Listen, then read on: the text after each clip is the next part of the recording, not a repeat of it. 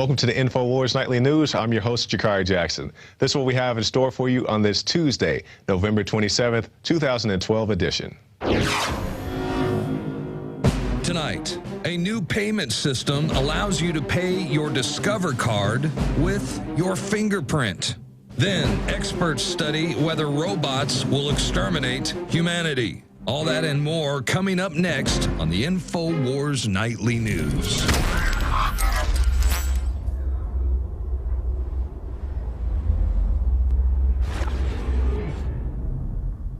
And welcome back. Top story headline: Treasury borrowed $211 per household day after Thanksgiving. They caught you with your pants down again, and they gave it to you rough and steady. The U.S. Treasury increased the net debt of the United States a very large number on the day after Thanksgiving, which equals approximately $211.69 per household of the nation's over 114 million households. So it's another one of those things. They wait till you're distracted. They wait till you're in a turkey coma, or Obama, when he wants to sign the NDAA. He waits when you're out drinking with your friends and your family on New Year's Eve to do these things. So, I mean, they got me too. I just now found out about this myself. So it wasn't just you, but hold your people accountable for such heinous things as this. I mean, $211 per household. I mean, seriously. I mean, come on. Next story. Discover testing fingerprint payments. Now, I give Discover credit. At least they tested this on their own people. Let's take a look. Discover employees who want to participate can register at an on-site kiosk, which will read an index finger and assign a number to it. Each employee will receive a key fob with a chip that includes information about their individual credit card account as well as their fingerprint. So it's just more of the big brother watching you. Now, hey, if you want to do the finger scanning thing, hey, that's your business. If you don't mind them tracking your biometrics and things such as that, that's fine. My deal is when you try to force this on other people and you say, hey, they're just testing out, it's going to get to that point. Just like with the students in San Antonio, they were, at first, it's not a big deal. We're not going to force it on you. Now they're saying, oh, you're going to get kicked out of school if you don't wear this dog tag with your information that can be easily hacked. I mean, I bet kids in that school could hack it. I mean, it's completely ridiculous stuff. Oh, there it is right there. So there you see the letter that got her expelled, Miss Hernandez, down there in San Antonio. So, hey, just keep thinking it's not coming to you. Just think it's for those who want it, because it's not always going to be. We'll move on to our next story. Black Friday gun sales hit new record high. Now, I remember watching the Infowars Nightly News last year, and Alex Jones was talking about how gun sales hit record highs on Black Friday, but we've done it again. Let's take a look.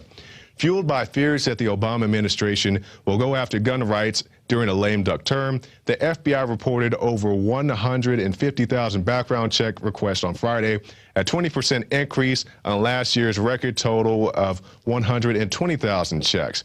Now, this actually ties into an article that Kurt Nimmo did a few days ago. FERC chairman dubs .22 caliber rifles terrorist weapons. They're saying a .22 caliber rifle is a terrorist weapon. The people who have drones and walking tanks and all these kinds of deals. I mean, keep in mind, these aren't called herbivore drones. They're called predator drones. They're out to kill people, but they're saying, hey, yeah, if you have a .22 caliber rifle and you get 200 yards away, you could possibly take out a power grid. Oh, man, I mean, come on, a .22 caliber bullet. I know not everybody's real gun savvy. I wish I actually had a .22 caliber bullet to show you. I mean, yeah, you could kill anybody with any bullet if you shoot them in the head or shoot them in the right spot. But still, they're saying you're going to take down a power grid with a .22 caliber rifle. Meanwhile, the government's arming itself to the teeth with, 40 or 45 caliber. They got, 5 bullets for every man, woman, and child in the U.S.? But if you have a .22, hey, you're a terrorist. So there you go. Next story. Why parents with disabilities are losing custody of their children.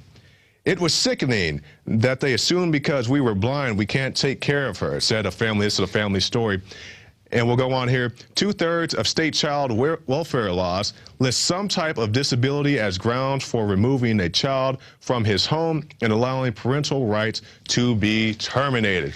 So there you go. They're saying, hey, you can't take care of your own kids. The state knows best if you have a disability, if you're sick, if you're blind.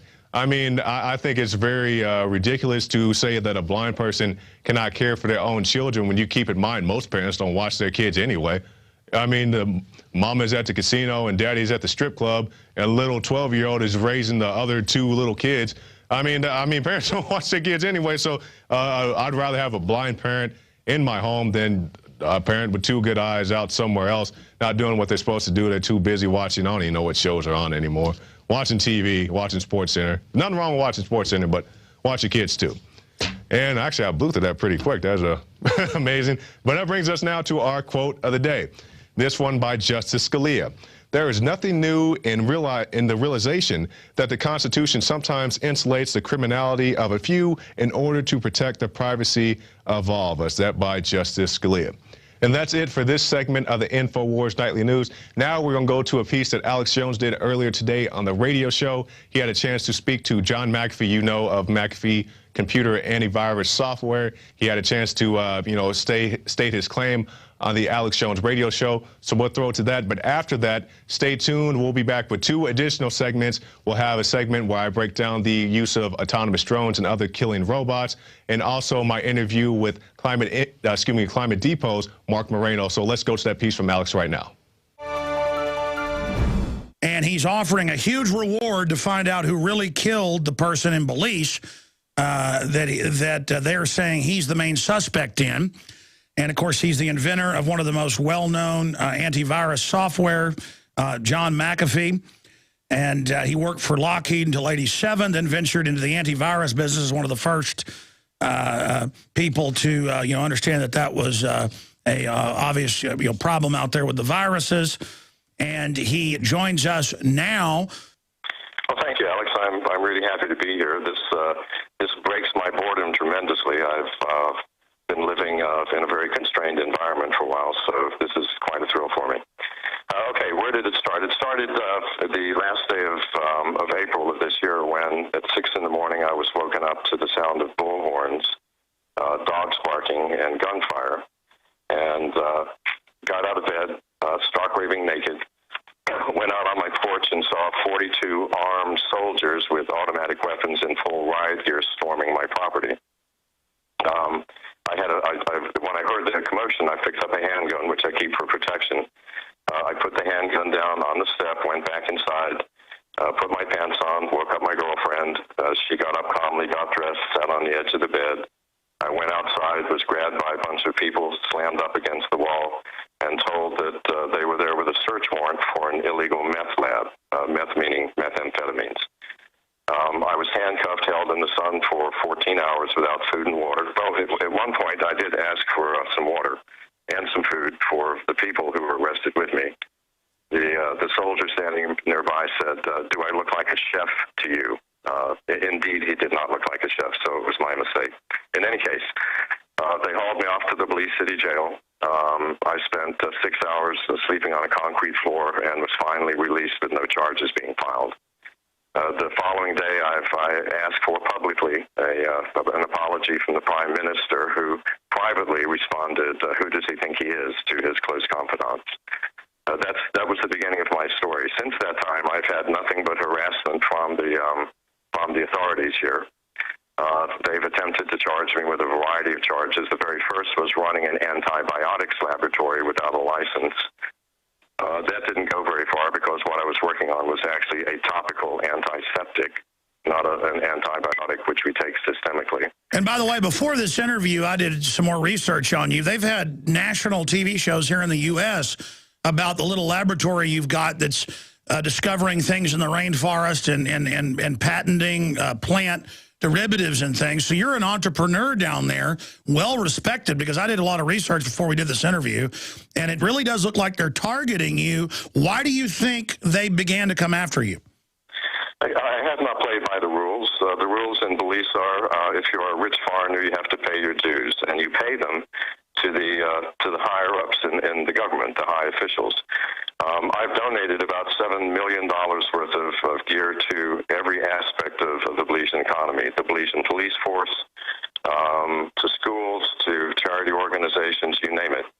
But my donations, rather than giving the money to the government and letting them dole it out, where 99% 90% of it goes to the families of the officials. I donate directly. For example, I bought boots for the entire Orange Walk Police Department. I got their sizes first, bought them, and requested an inventory of who they went to. Now, there's no way for the government to skim anything from that. I built a police station for the village of Carmelita, a very nice police station. So there you go. I mean, you're a successful...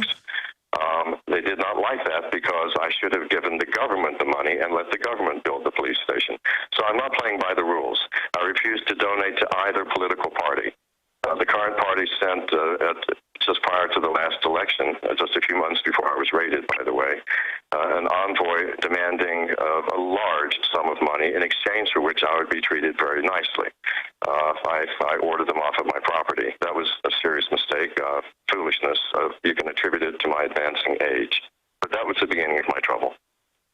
Amazing. So you're a well-known inventor, well-known businessman, started all sorts of tourist businesses, tours, you name it, all over the islands, and you were not being shaken down, kind of like our founding fathers didn't want it to be shaken down, and so they've started trying to set you up, and now there was a murder, and it's convenient, and they want to basically send you down the river. I mean, is that a fair assumption of what your side of the story is? I would say it's exactly my side of the story, and basically they're opportunists. Somebody's murdered right next door to me. Well, not right next door, so, a few hundred yards down the beach. Perfect. Let's grab the bastard. Amazing. Absolutely amazing. I mean, most people know the story. It's been one of the biggest stories the last few weeks. And here you are. You've been communicating via text and things. Now you're on the air. Obviously, national media is going to be tuning into this.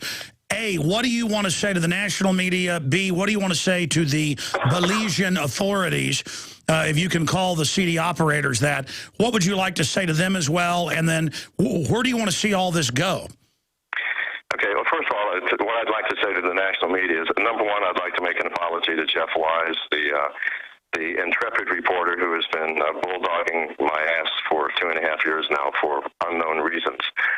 In an effort to understand his animosity, I confused him with yet another reporter that reported on my flying activities in New Mexico. During that time, I did probably 20 magazine interviews. I publicly stated that Jeff had acted improperly to one of the women. Unfortunately, when I was going to actually post the picture, when I got the picture, it was a different reporter. Okay, so you're correcting that. That's good. It was horrifying. Go ahead, sir. No, so you're correcting that now. I'm correcting that now. My apology. To the rest of the media, I would say get a life. Let's do some real reporting. Everything in the national media is basically regurgitating what somebody else has said. So we're not getting the news third hand. We're getting it 50th hand. So get a life, get a job, a real job. To the Belizean authorities, please take a look in the mirror. As to where this is heading, sir, I have no clue. I'm flying this by the seat of my pants and taking this a moment at a time. Now, what's the best website for people to visit to find your side of the story in text and also find out about the reward? The best website is whoismcafee.com. It's my blog. Also, we have an official Twitter site. It's just called Official McAfee. I very strongly would advise people to go to my blog site, whoismcafee.com, to get my side of the events.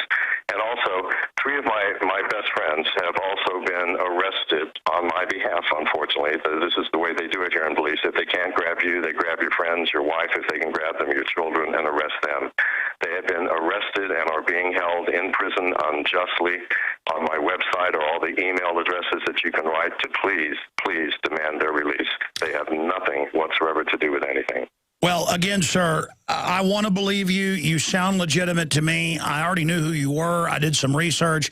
I also, again, have been to Belize many times since I was a child, and my father's been down there even more to scuba dive with my mother, and he researched the area and talked to friends that lived down there over the years who left, saying that even if you don't have a lot of money, the government tries to shake you down. The people overall are pretty good folks, but it is a famous, kind of pirate cove, archipelago of islands down there.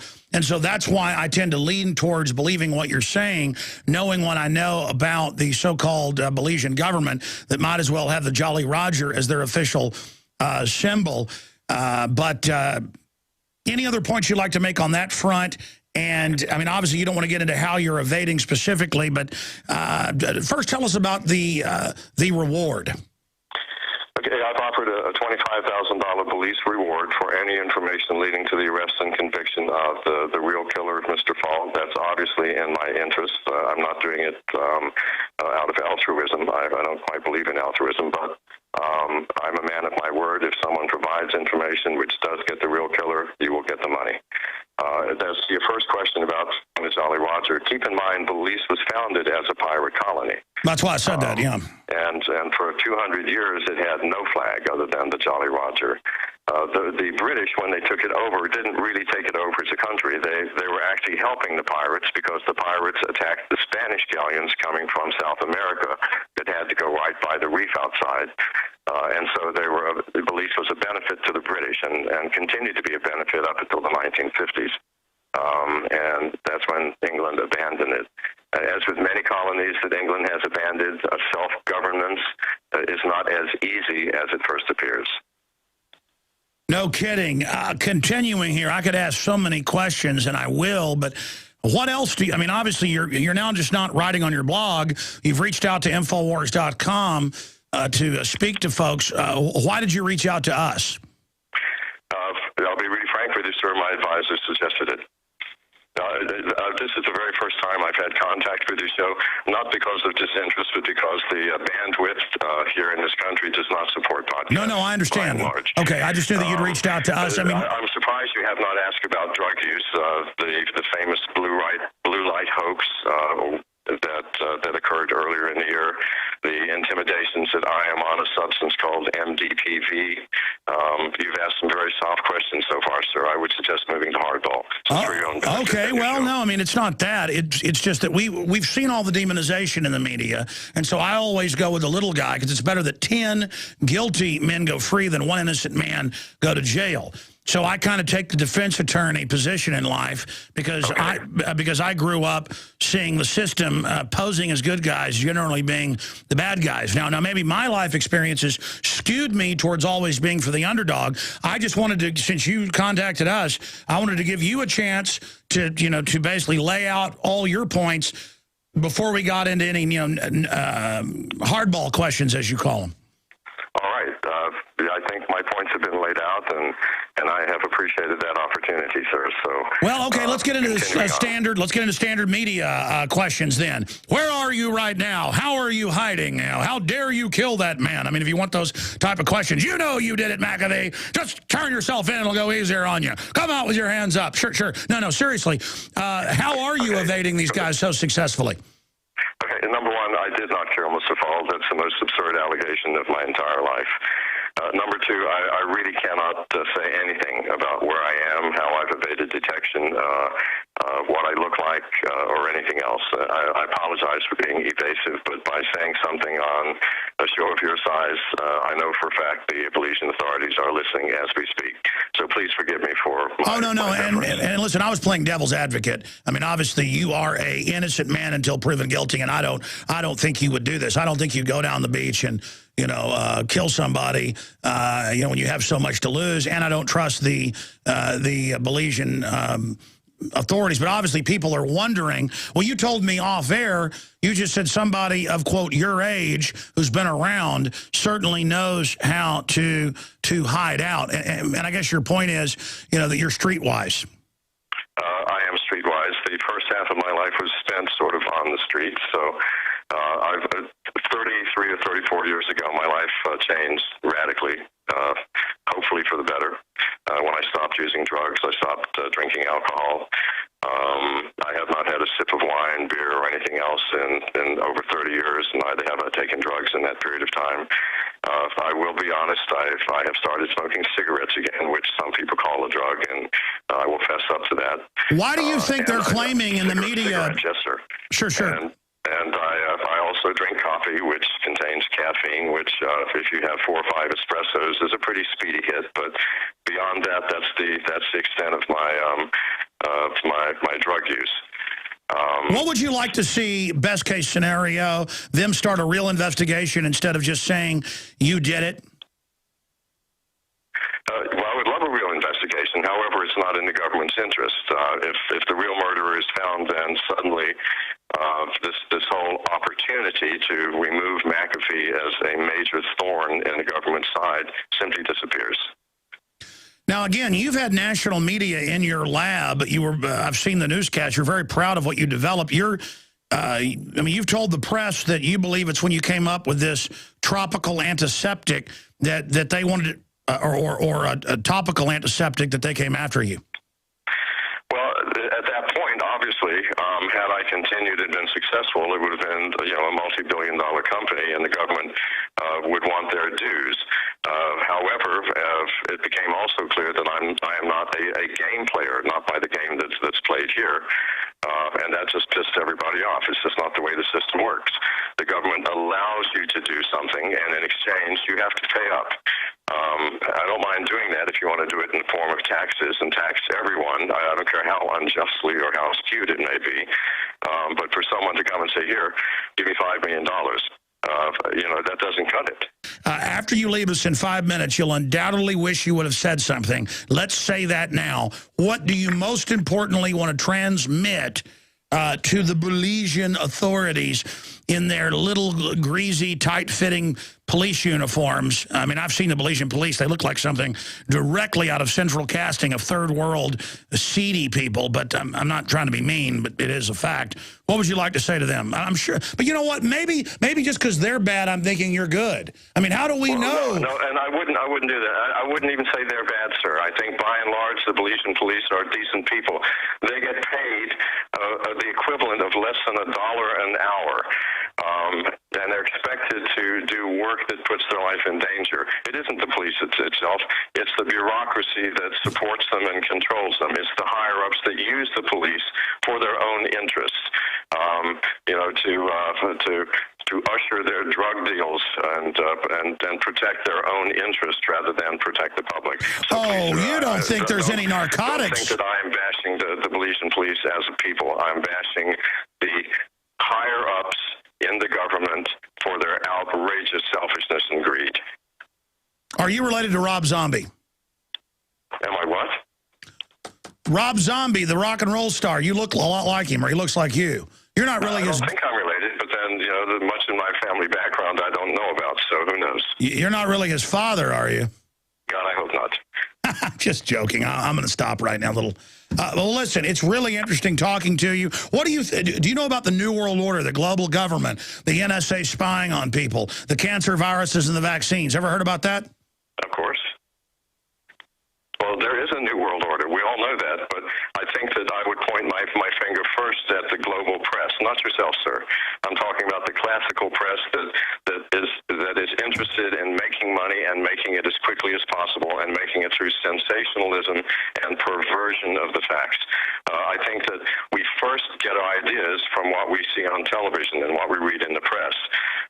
Do you think that we could have convinced the world that there were weapons of mass destruction in Iraq if we had not first had the press convince us? And welcome back. Now, in this segment, I have a special report for you about technologies, particularly when it comes to autonomous robots. Now, people accuse of us of a lot of things here at Infowars, speaking about technology. They say, oh, you're scared of technology and technological advances, and that isn't it at all. I think technology is a great thing, but it can be used for very diabolical reasons, such as when we speak of drones. I think drones are great things for fighting forest fires and search and rescue missions, but when you arm drones up and send them into neighborhoods, whether it be foreign or domestic, it's bound for some mishaps, or so they claim. Oh, it's an accident that they accidentally knocked down that apartment building full of 100 people to kill one guy. Or when you have things like cell phones are great, but when they can hack into your phone, well, I guess they don't really hack into it because the stuff's already built into your phone, but when they can listen into your conversations, they admit they're listening into your conversations, those are the kind of things that we're talking about when we're talking about technological advances that aren't exactly the best. Now, with that said, let's get into the article's headline. Experts to study whether robots will exterminate humanity. The University of Cambridge will conduct research into extinction-level risk posed to humanity by artificial intelligent robots. The scientists said that to dismiss concerns of a potential robot uprising would be dangerous, reports BBC. The U.S. military under DARPA is already developing robots for the express purpose of killing people and is largely overlooked by futurists. Policy Directive 3000.9 states semi-autonomous weapon systems that are onboard or integrated into unmanned platforms do not autonomously select and engage individual targets or specific target groups that have not been previously selected by an authorized human operator. Now, speaking of, let me roll back first. Now, when we talk about extinction, now, I'm not saying that I'm afraid of an extinction scenario. Other people are, and that's their business. My deal is more of control of these things and understanding where they're coming from so we don't have these unmanned drones flying around and things such as that. So I'm not pressing the extinction issue. But anyway, back to what the article says. It says authorized human operator. Now, we have an article, if we could pull it up, talking about your authorized operators as these drone pilots, people suffering from PTSD. Troops who fly drones are getting stressed just like other people, troops on the ground. If we could scroll down there a little bit, guys. So you see your drone pilots are experiencing fatigue, battle fatigue. If we can zoom in a little bit so people can see the article there. So these are your authorized people, they're saying, that are flying these drones. And also, I mean, never forget that these things are unmanned, but it also says in the Policy Directive 3000.9 that these things are previously selecting their targets. So to me, they kind of shot themselves in the foot by saying that, because they basically admit right there, clear as day, that if you get killed by one of these autonomous robots, you were supposed to be killed. So, I mean, it's right there. There aren't any accidental killings. If you got killed, then you were supposed to, even if you were a supposed innocent bystander. I guess they have a certain level of people they're you know, authorized to kill. So just keep that in mind as we go further to our next story. Cambridge University Center will study technologies that pose extinction-level risk to humanity. Once again, I'm not pressing the extinction-level scenario, but it is something that's very real and you should be aware of. A philosopher, a scientist, and a software engineer have come together for the purpose of a new center at Cambridge to announce developments in human technologies that might pose extinction-level risks to our species from biotechnology and artificial intelligence. Now, this is a throwback to the future, to the flashback, why the future doesn't need us. So, as I keep stressing, I'm not saying extinction is going to happen via these machines, but there are people that are concerned about this. So I think it's something that's worth taking into advisement. We'll move on to our next one. Countdown to Judgment Day. This article by our very own Melissa Melton. Human Rights Watch has released a 50-page report this week aimed at governments titled Losing Humanity, a great graphic there by Darren McBreen, the case against killer robots. In it, the human rights organization calls for a ban on any future fully autonomous weaponized killing machines. China has revealed a massive surveillance camera network dubbed Skynet, which you guys, I'm sure, are familiar with that name from the Terminator. DARPA has been referred to as the real Skynet because the agency seeks to obtain similar autonomous super technologies as depicted in those movies, be it Terminator or whatever else. And also goes on to speak about Ray Kurzweil, a long predicted such a future, one where humankind, as we know it, will cease to exist by the year 2045. Now, for those of you who aren't familiar with Ray Kurzweil, he is, I guess you call him a futurist, as they speak here in this article. And we actually have a site, if we could throw that up. The people on this site, I really wish I would have captured one of this video so I can show it to you guys. The people on this site admit that they want to merge with machines. I am not making that up. That is not hearsay. Like I said, I wish I would have captured the video, but I didn't.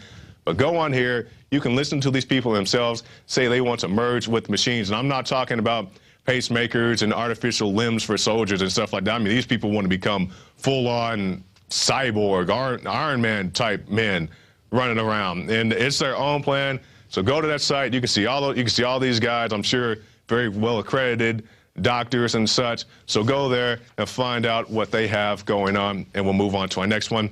Pentagon. A human will always decide when a robot kills you.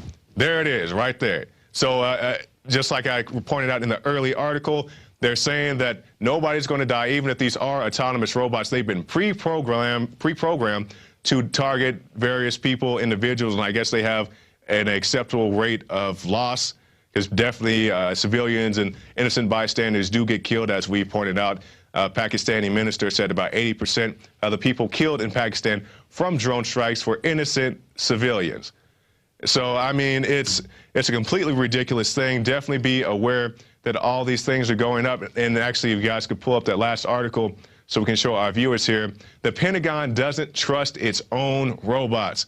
So we see, so we look at this one, if we scroll down, the Pentagon doesn't trust its own robots. There it is right there, Wired Magazine. But we have another one. There's also this article I have on my desk from Wired Magazine. The Pentagon, a human will always decide when a robot kills you. So there you go. There's your breakdown of all the things that are going on, these dirty deeds with these autonomous drones and other killing machines. They have ground robots. They have pretty much walking tanks. I've detailed all this stuff. If these things aren't anywhere else, I know you guys can find in my videos, the Judge Dredd review and also the Black Ops 2 review. I talk about drones. I talk about walking tanks. So definitely go check that out, because this stuff is real. It's coming. And also in the Infowars magazine right there. This is our old edition. We're about to have the new one come out, but definitely check this out. I think if you order right now, you can get this. If you get the year pack, the 12 issues, I believe this is included as long as supplies last. So definitely pick up this as well as many other things. Now, that brings us to the end of this. And also, I want you guys to check out #DroneMob. And that's where we're going to be flying drones. We went out and bought some drones. You can see it right there. #DroneMob. Follow us on Twitter. We went out and bought some drones, and we're going to meet pretty soon. We haven't set a firm date, but we'll get on that very soon. We're going to go out to a local park here in Austin and fly drones. So if you have a drone, if you have a spy plane, whatever you have, bring it out there. And we're basically saying, hey, big brother, if you can fly drones on us, we will fly drones on you.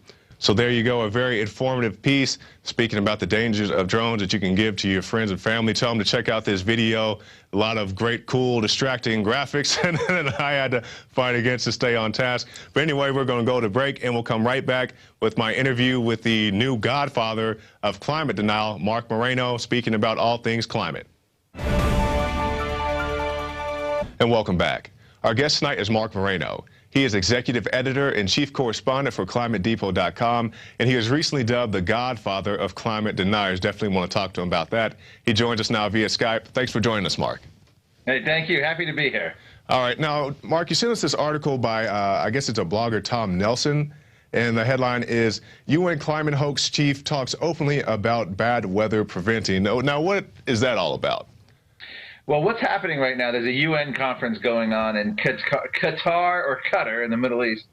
And what they're doing is they're actually trying to promote things like carbon taxes, climate treaties, and regulations in order to prevent bad weather. And this is something now we have Mayor Bloomberg in New York City doing this. We have President Obama, who actually said Americans can do something about floods, droughts, tornadoes, hurricanes at the ballot box by voting for him.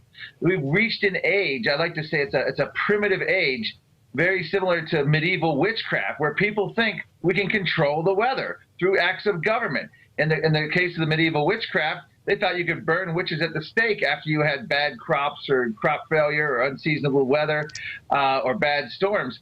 I don't know that we've advanced scientifically since the witch burnings.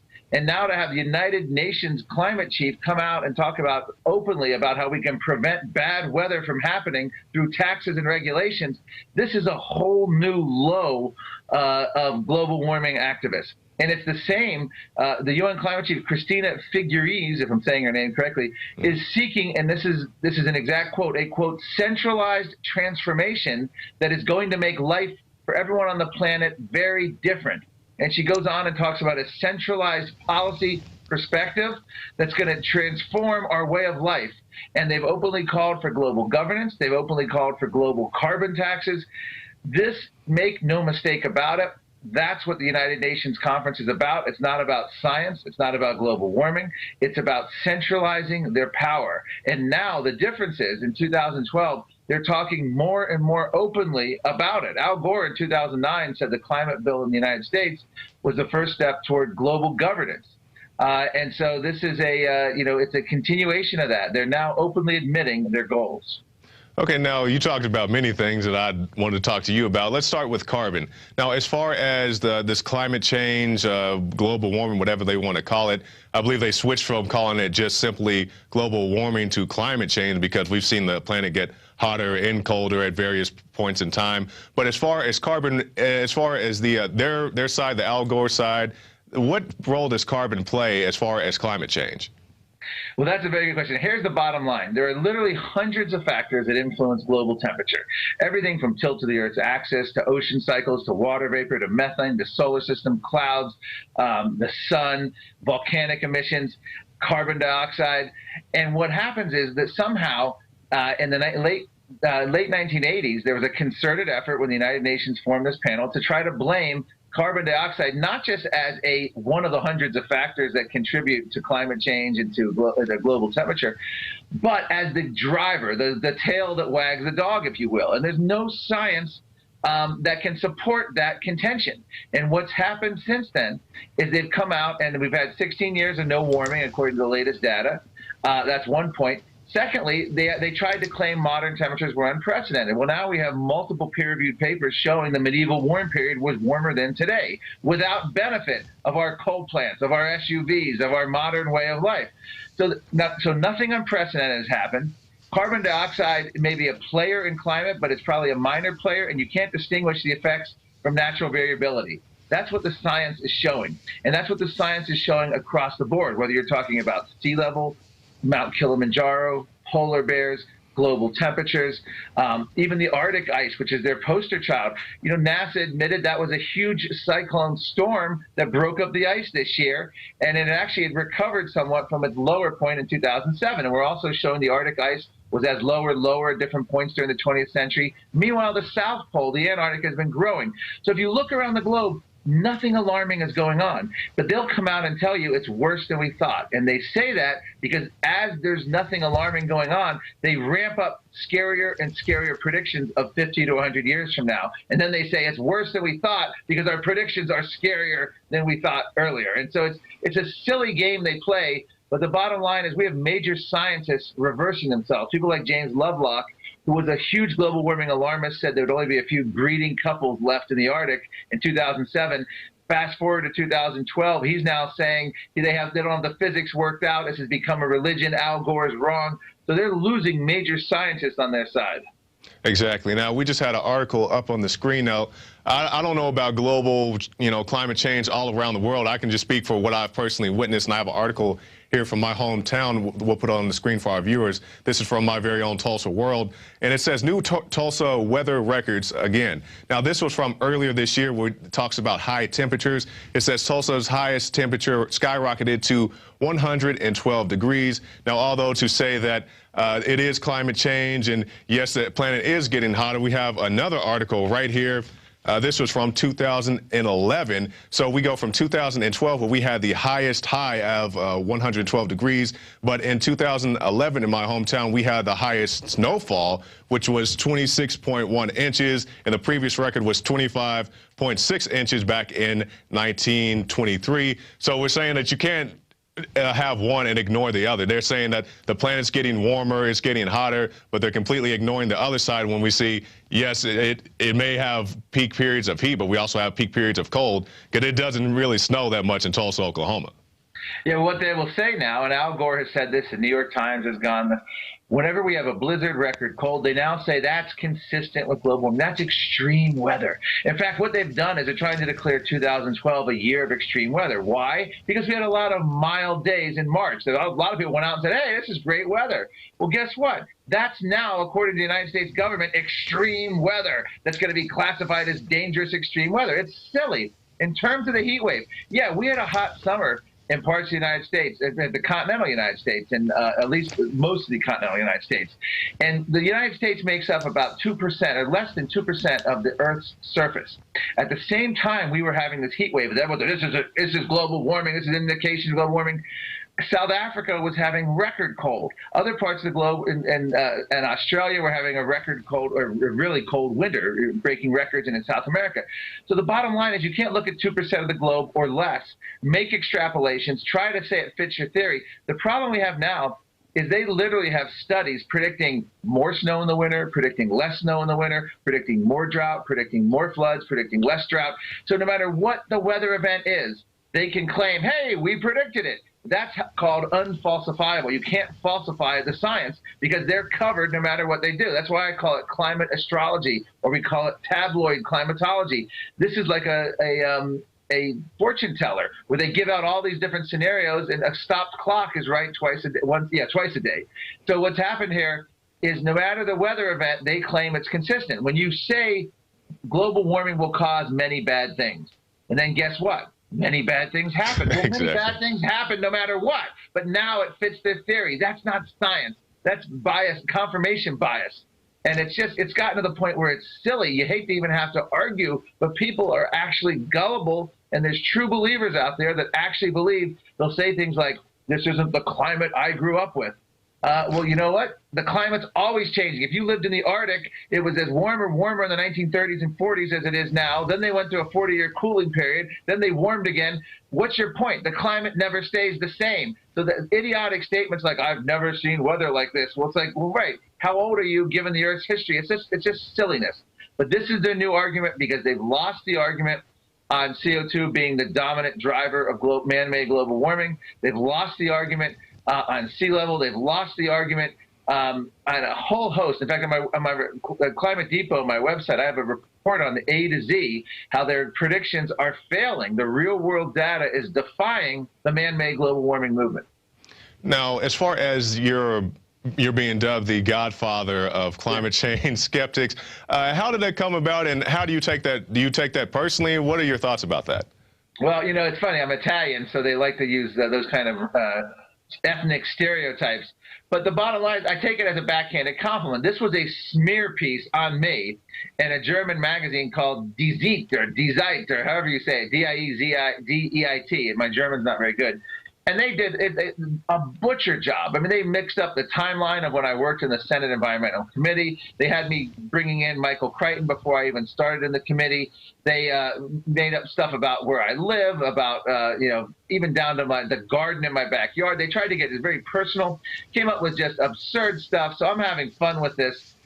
These reporters from Germany did a preconceived piece. They smeared all skeptics by calling us deniers.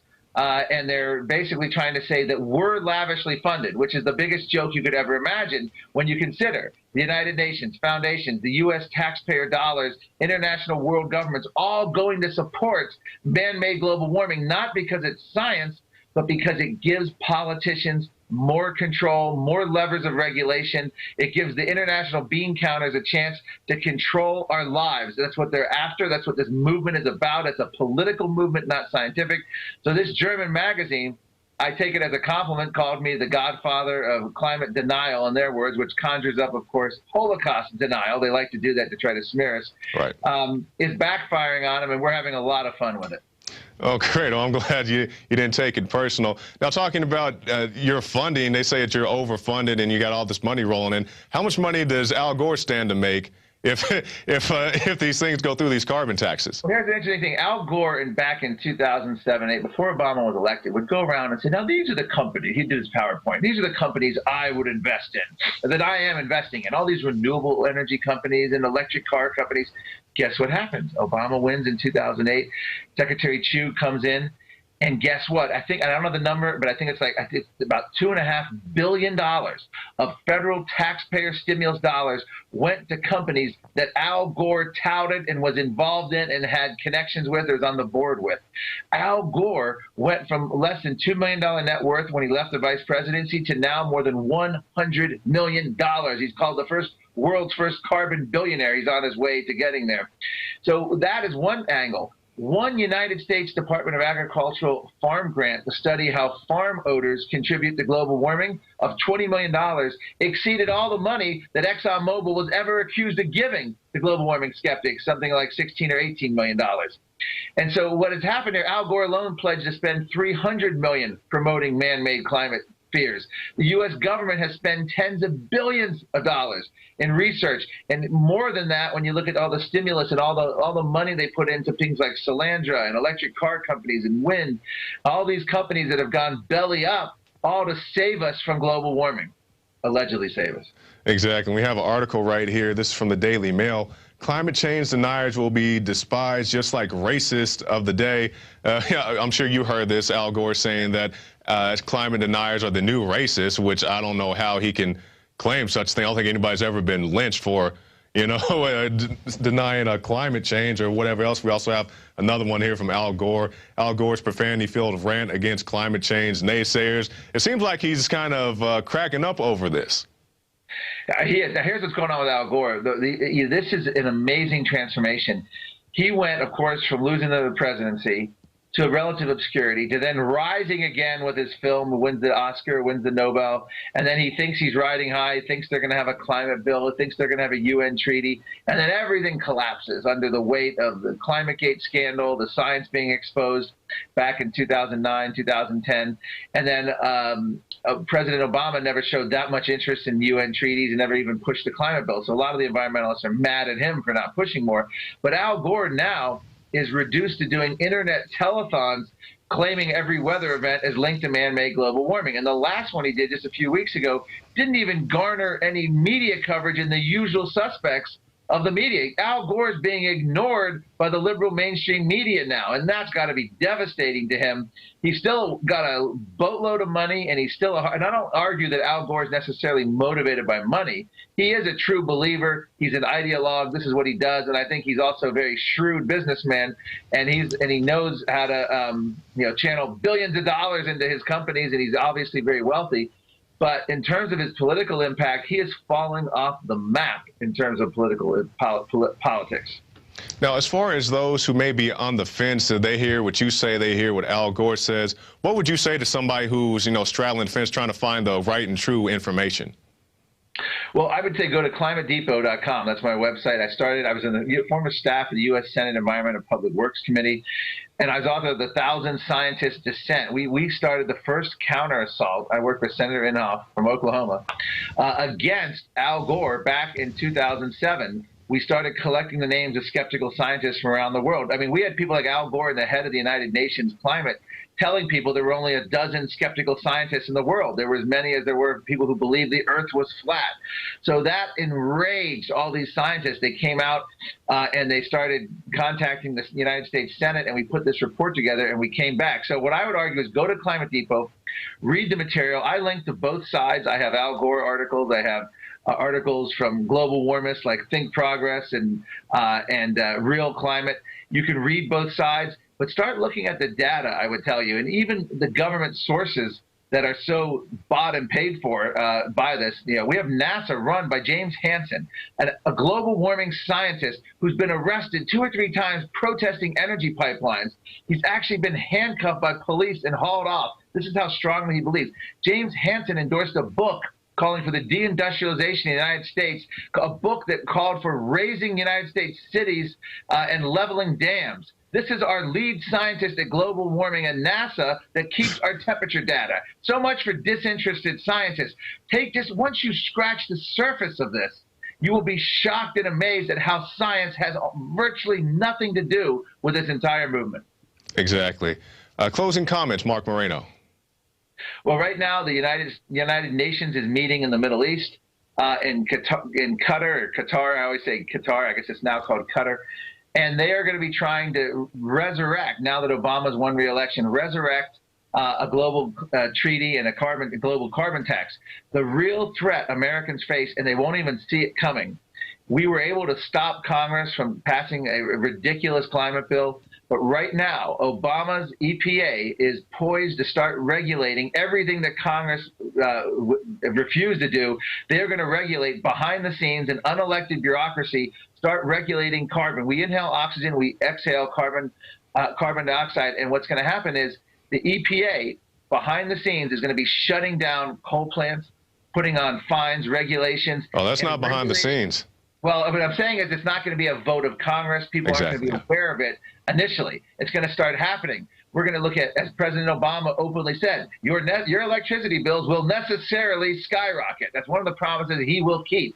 And this is something we have a problem because we have a I'll just say it, a piss-poor, weak Republican leadership, both in the Senate and the House right now. I don't see them even capable, let alone have the will, of fighting President Obama on this. Exactly. Well, there he is, the godfather of climate change skeptics, Marc Morano. Definitely appreciate your time today, sir. All right. Thank you very much. Enjoyed it. All right. Thanks. All right, and that's it for this edition of the Infowars Nightly News. Definitely want to thank Marc Morano and also John McAfee. That's something I was definitely surprised to see. But anyway, if you like guests like Marc, take a look at prisonplanet.tv. There's a lot of great stuff on there. Always a 15-day free trial. Check it out. Share it with your friends, family, and loved ones. Holiday time's a great time. You can get people there, sit them down, just watch 15 minutes of this movie, The Obama Deception, or Endgame, or whatever the case may be. It's a great way to wake people up. And also check out Planet Infowars. There's plenty of good stuff on there. You can connect with other patriots, much like yourself. Many sections you can ask Alex questions, so definitely be aware of that. And don't forget, right now, we are running the ProPure 15% off. So if you want to get your ProPure, a lot of people had a demand for it. The special ends December 10th. A lot of people missed out last time, so don't miss out this time.